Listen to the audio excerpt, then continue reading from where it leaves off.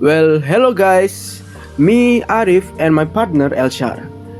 Today, we are going to talk about cultural translation technique based on Peter Newmark's theory. But before that, have you ever watched a foreign movie with subtitles and felt that something was missing? Maybe the words were there, but the feeling, the context, just didn't come through. What was missing, and what should you do to find the lost key in the subtitles? Today, we are going to gain a deeper understanding of cultural translation by exploring real-world application in several media like books and music. And after that, we can enhance our cross-cultural communication by learning how translators bridge gaps between different societies and languages. And next, one of the pioneers of cultural translation is Peter Newmark. He was born on April 12, 1916 in Brno, Czech Republic. He was a leading figure in translation studies. He developed influential theories that position translation as both a science and an art. Newmark co-founded the UK's first postgraduate diploma in technical translation in 1967 and served as Dean of Languages at the Polytechnic of Central London. Furthermore, his key works, including Approaches to Translation in 1981, contributed to making translation an academic field. And next, we move to the key concept. Peter Newmark defines cultural translation as the process of translating words and expressions that are specific to a particular culture and may not have direct equivalence in another language. Newmark categorized some cultural points like ecology, material culture, social culture, concepts, and gesture and habits. For the first, we have ecology.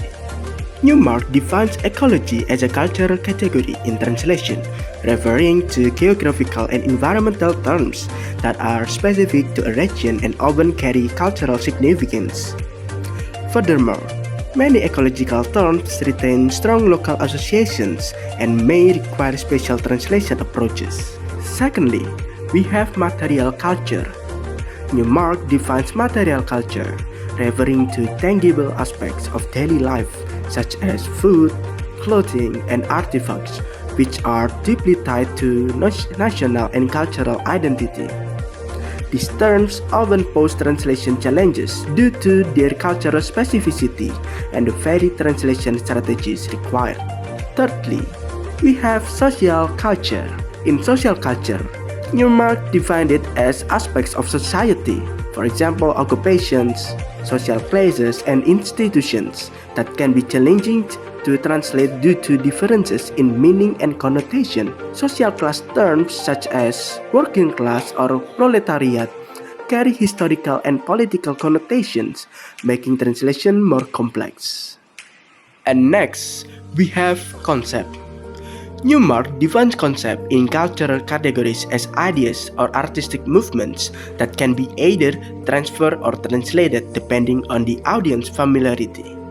In the artistic field, names of orchestras, museums, and theaters are often transferred if they are well known, for example, Leipzig Gewandhaus, while those with clear meanings may be translated to Berlin Philharmonic Orchestra.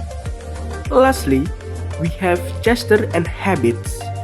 Newmark stated that gestures and habits may require different translation approaches, of course, depending on their description and function. Some gestures such as nodding or shaking the head may have opposite meanings in different cultures. For example, nodding to dissent or shaking the head to agree. Other actions like spitting as a blessing or giving a thumbs up for approval may be common in one culture but unfamiliar or misunderstood in another. Alright guys, for the next material will be delivered by my partner Elshar. Well, thank you Ari for the explanation. Now here we will discuss about real-world applications of Peter Newmark's theory on cultural translation with me, Elshar. Well, here we took it from two different medias. The first media is from a book titled Bumi Manusia by Pramod Dia Anantatur, and it's translated into English, This Earth of Mankind by Max Lin. And the second media, we took it from 3 different songs. The first one is Radiohead Creep, translated by Indolyric. The second one is Joji Glimpse of Us, translated by Indolyric. And the third one is Maroon 5 Payphone, translated by The Lyric. Alright, now let's dive deeper into the first media, which is the book. I want you to focus on the left side. In here, you can see the term Gatot Kaca is not explained well like the English version. Meanwhile, in English version, there's more explanation like this. People were even planning to fly like the shadow puppet character Gatot Kaca, like Icarus. The translator put more explanation on Gatot Kaca to make non-Indonesian readers understand about the concept. And of course, based on Peter Newmark theory, it's considered as a concept cultural translation because Gatot Kaca itself is a concept, it's an idea. Alright, now let's move on to the second examples of the first media. Now I want you to focus on mata keranjang. In Indonesia, mata keranjang is a man who is easily attracted by women. Meanwhile, in English version, the translator used lady killer. Lady killer means a man who are very attractive to women.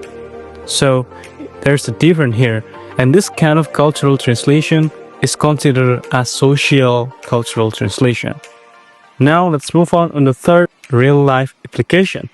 I want you to focus on the word berkain. In the original, it's only berkain, but in English version, there's more explanation about the clothes, which is wearing a traditional Japanese wrap skirt. In here, same like Gatot Kaca, there's more explanation about it to make non-Indonesian readers understand about the concept. And this considered as a material cultural translation based on Peter Newmark theory, because the traditional Japanese wrap skirt is a tangible thing and it's a things, so that's why it's considered as a material. Alright, that's all from the first media. Let's move to the second media. The first one is a Radiohead in the left side titled Creep, translated by Indolyric. If you want to check the YouTube channel, you can copy the YouTube link and check it by yourself. I want you to focus now on the original part. It says that, but I'm a creep. And here, let's focus on the word creep. In Indonesian version, the word creep translated into bajingan. But actually, bajingan is harsher than creep because bajingan is equal like bastard. Meanwhile, creep is someone who is socially awkward. So bajingan is harsher than creep. And this kind of translation is considered as a social cultural translation based on Peter Newmark theory. Now let's move to the second real life application. In here, I want you to focus on the blue. The blue here translated into kesedihan, which means sadness in English. In here, the blue is not literally translated like the color blue, biru, but it's translated into kesedihan. This kind of translation techniques is considered as a social cultural translation. And now, let's move on to the third examples of the second medias. From the Maroon 5 Payphone, translated by The Lyric. In the original part, in here, but even the sun sets in paradise. Now I want you to focus on the word paradise. In Indonesian version, it's translated into namun mentari pun terbenam di surga. The word paradise and surga is a cultural translation. Paradise is a beautiful place in afterlife. Same with surga, it's beautiful place in afterlife, but it's strongly tied to Muslim religion or Islam religion in Indonesia. So, and this kind of cultural translation is considered as a concept cultural translation. That's all the real life applications of Peter Newmark's theory on cultural translation. Now let's conclude everything. Last but not least, conclusion. The first conclusion is cultural translation is a process of translating words and expressions that are specific to a particular culture and may not have direct equivalence in another language. Now let's move on to the second conclusion, which is the Peter Newmark's background. Peter Newmark was an English professor of translation at the University of Surrey. He is widely known for his contributions to translation studies, especially in distinction between semantic and communicative translation. And the third conclusion is there are cultural categories based on Peter Newmark's, such as first one is ecology, material culture, social culture, concepts, gestures, and habits.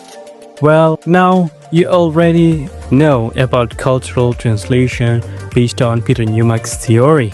Well, actually, translating a language is not just translating words, but it's more like translating the whole things, the concept, and also the culture itself. Because every language has different cultures, so that's why cultural translation is very important to make the same readership, same understanding as the original readers. So that's all from us, and thank you very much for watching this video. Have a good day.